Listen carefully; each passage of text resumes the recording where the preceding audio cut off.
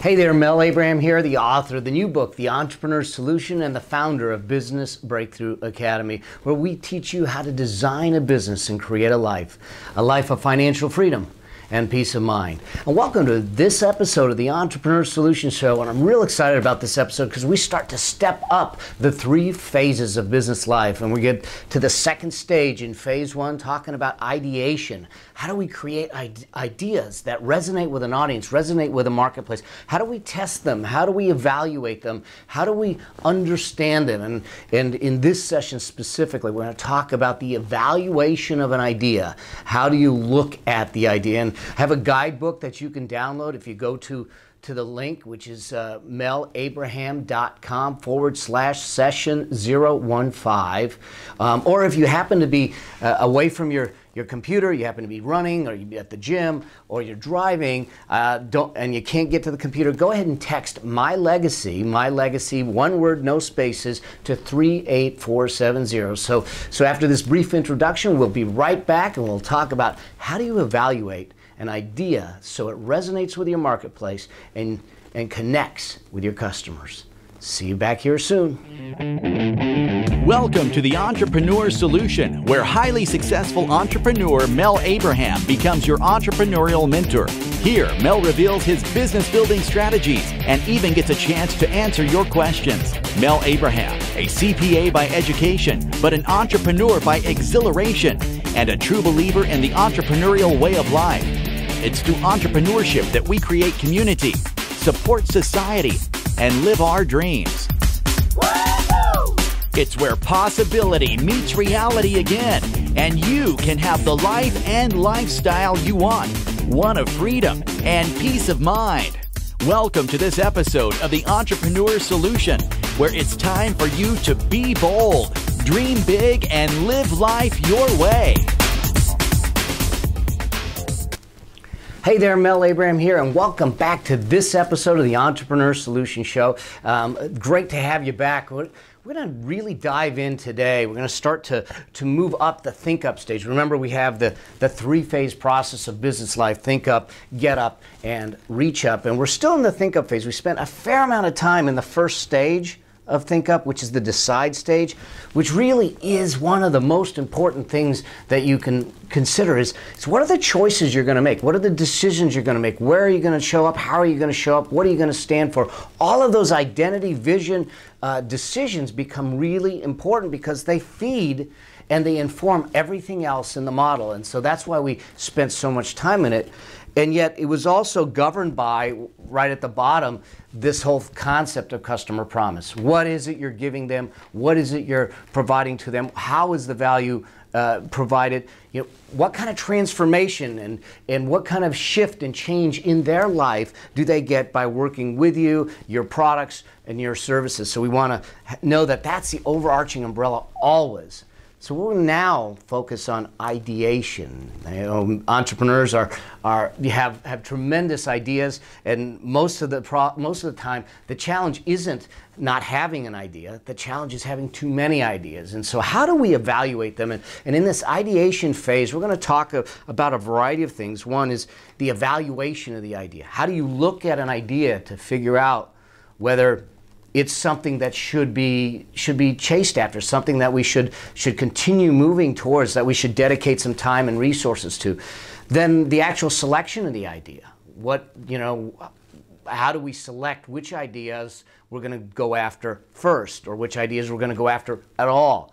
Then the value creation phase, which is how do I take that idea and make sure that it is permeating and creating value for those out there? Remember, the concept of business is really about value creation, creating value for those that are involved in your business, whether it's your team, your customers, yourself. How does this idea create value? Who's the market? How do we select the market? Do we understand the market? Then once we get this information, this study, if you will, this data, if you will, the last phase is to resign either to let it go or to redesign the idea before we launch it. So those are the phases. But in this video, we're going to spend some time understanding the evaluation phase of ideas and what it takes. And when we talk about evaluation, what we're really going to be dealing with is a couple of different elements. One is the inputs that go into the idea. The second is the marketplace that we might be looking at. The third is the outputs, the things that come out of it, the outcomes that come out of it. And the fourth is the obstacles, those things that might stand in your way or that you may have to navigate through or have challenges with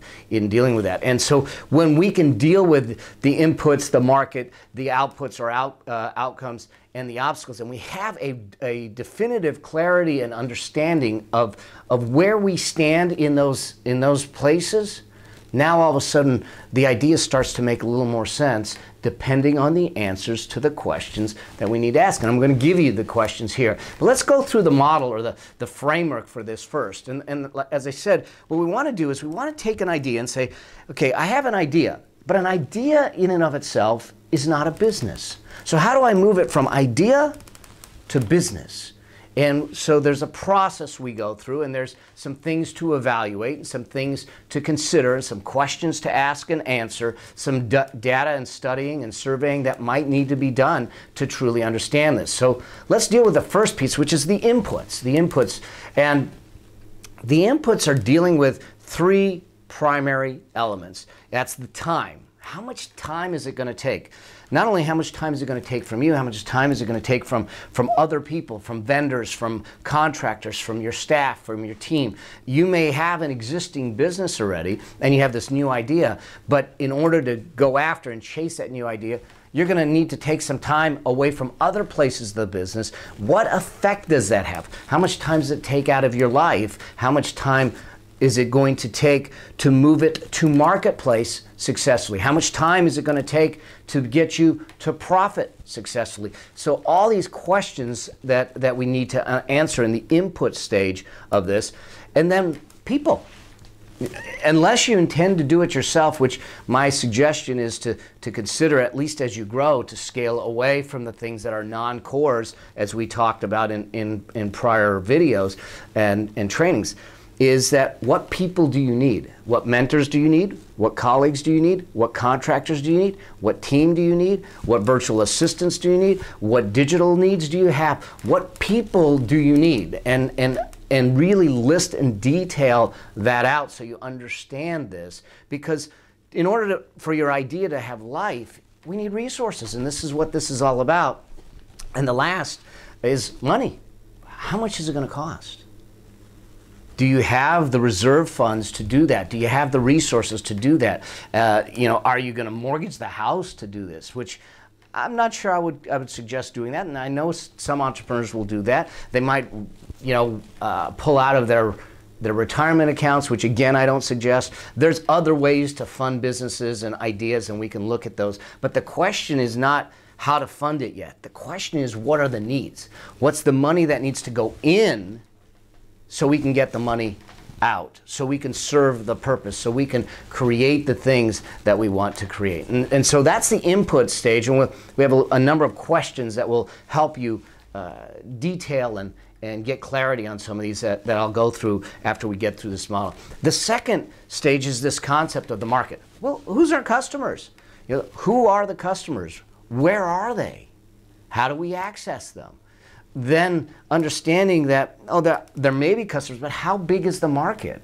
And realizing that the market size matters. And it's not about the total market size, it's about the market size that you have the ability to access. I call it market sifting, to understand who you have access to. And then how do you get access to them?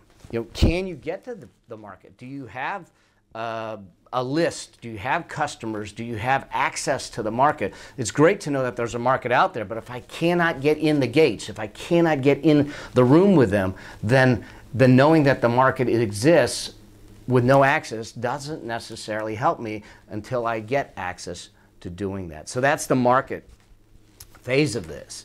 Then we move into, from the market phase, we start to look at the outcomes. What are the things that come out of this? If we really take this idea and allow it to spur life, to have life, to grow, to really come to fruition, what happens? And one of the things we need to think about is profits, cash flow. Clearly, an idea has to be able to generate enough profits to make sense.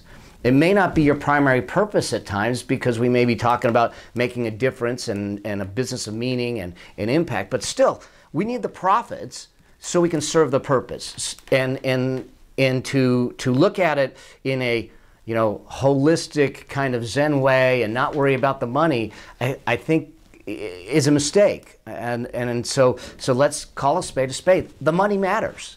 And so what are the profits that might be derived from this idea? And then looking at the idea, is this a one-hit wonder?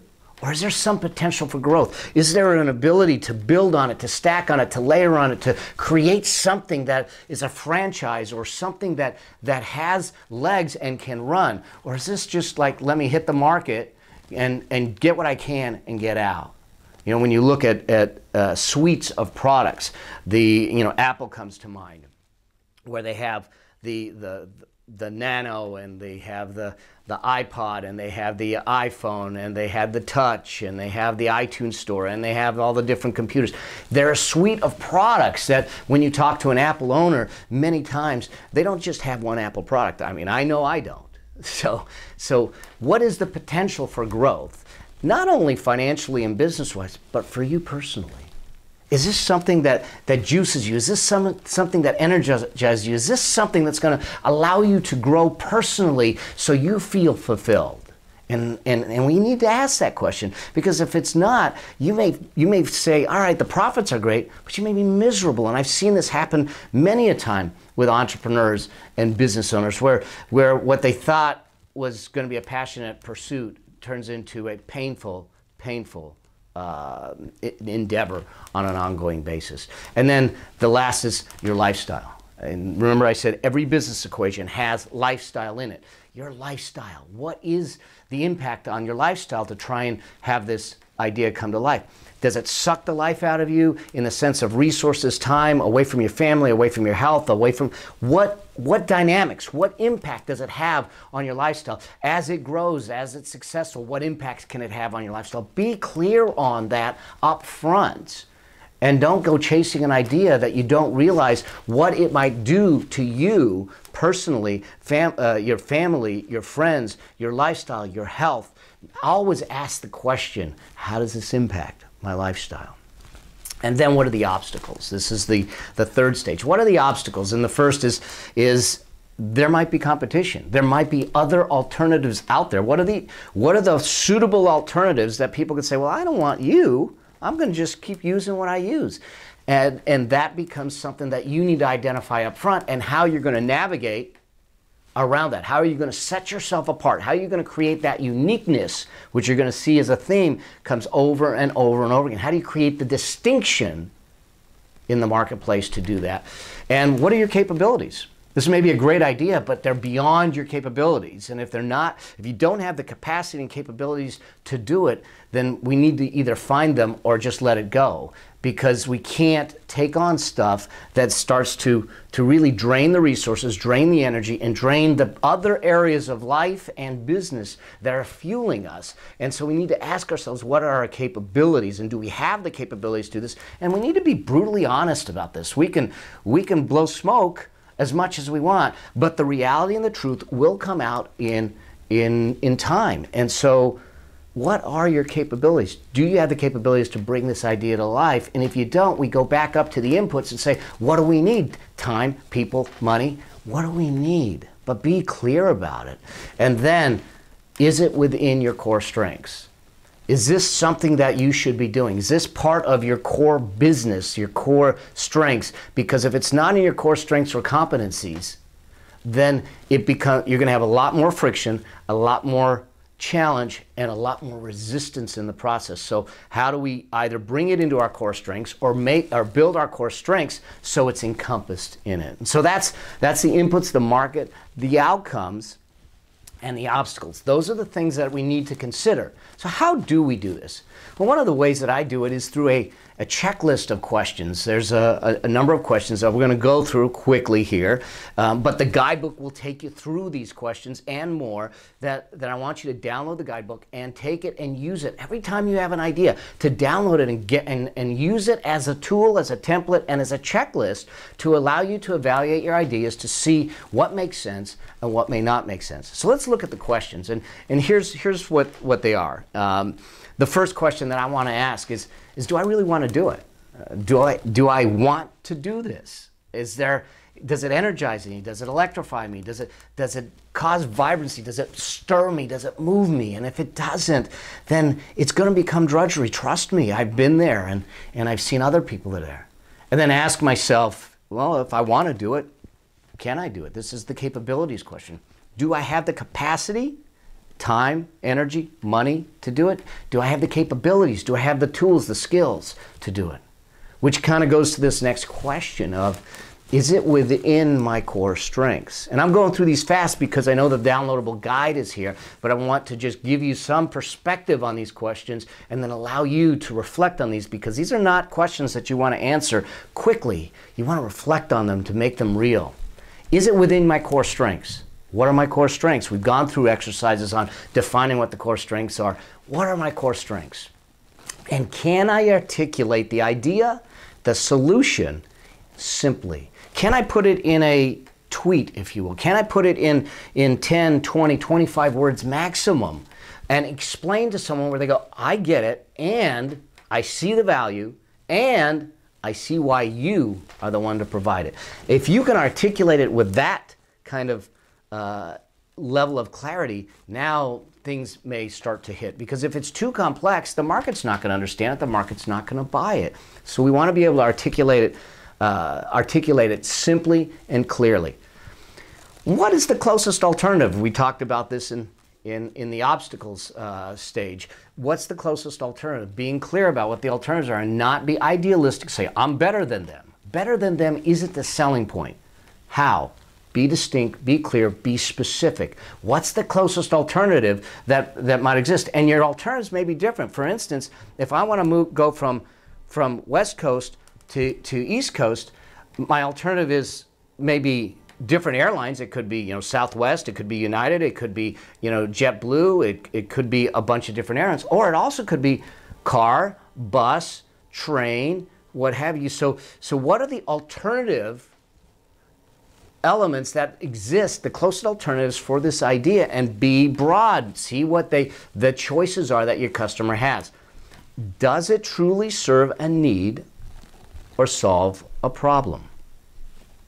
What need, what problem does it solve, and is it a problem that the customer is willing to pay for, that they really want solved? And can you do it uniquely, which is the next question. Can you do it uniquely? Ask that question a lot, because there needs to be market distinction out there. And some of the market distinction may come from this next question. Are you exploiting? Does it exploit new technologies, new opportunities, new things that exist that maybe didn't previously exist? And with technology these days, how fast it's moving, there's ways to provide services and do things for people that didn't exist before. And then ask yourself what the biggest obstacles are. Now, those obstacles may be psychological within you. They may be physical obstacles in the sense of plant and equipment and access. But what are the obstacles? Then once we have those defined, we can start to refine and define how we're going to tackle those obstacles or navigate around them. Can it make money, really? I mean, really look at it and say, not some idealistic view of I think this is the greatest idea since sliced bread, but can it really make money? Because if it can't make money, it won't be sustainable. It won't allow you to stay on purpose and continue to go. So being clear about how it makes money, what kind of money it can make, what kind of growth it has becomes important. And then this is an interesting question that I want you to really reflect on and say, why are you the one that should be providing this? This is the question of, okay, great, it is solving a problem, but why are you the provider? Why is this the right solution for your marketplace? And then ask, what time? How long is it going to take from this idea to get it market ready.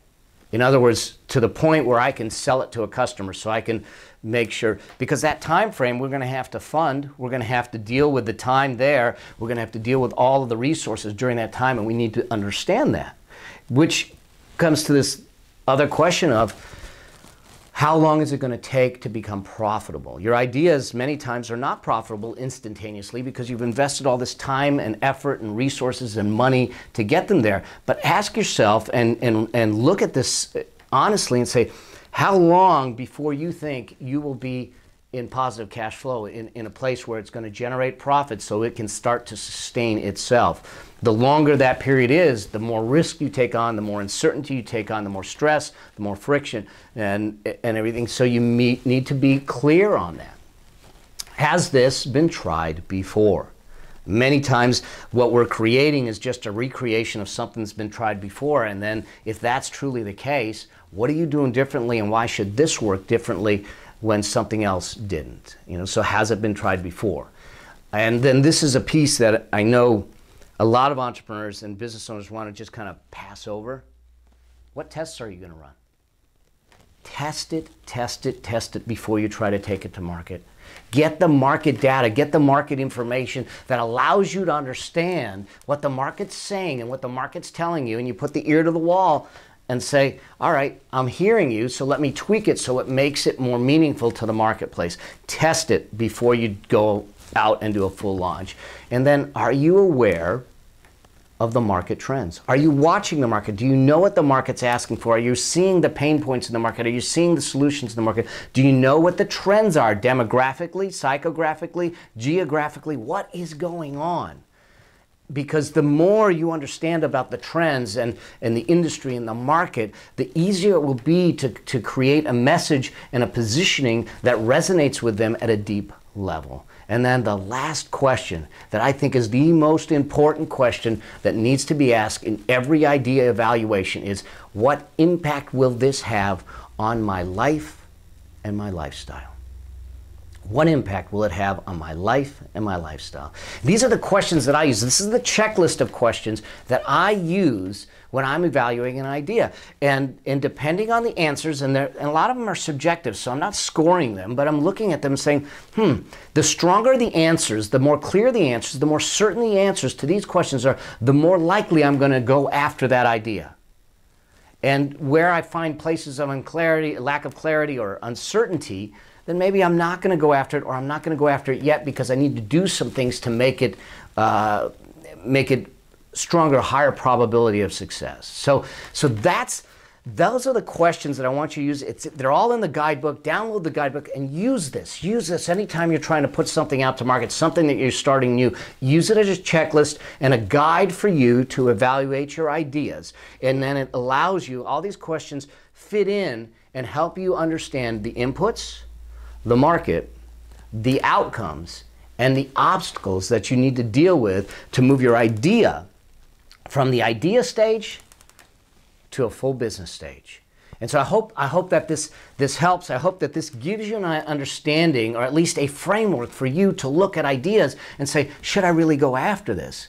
And to give you a checklist to do this. And if you want to get the guidebook, again, what you want to do is go to melabraham.com/session015.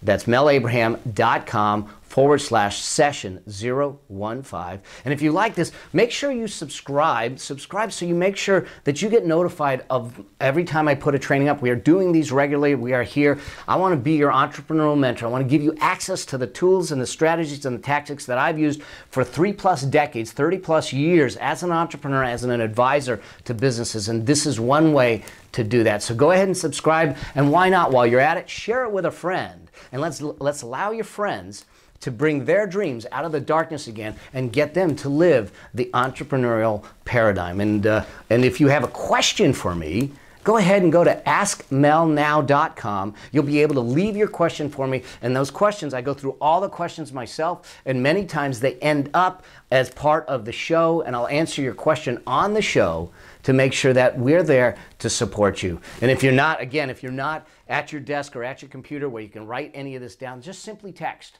My Legacy, one word, no spaces, My Legacy to 3840. And until we get a chance to see each other again, may your vision be grand, your journey epic, and your legacy significant. See you soon. Cheers.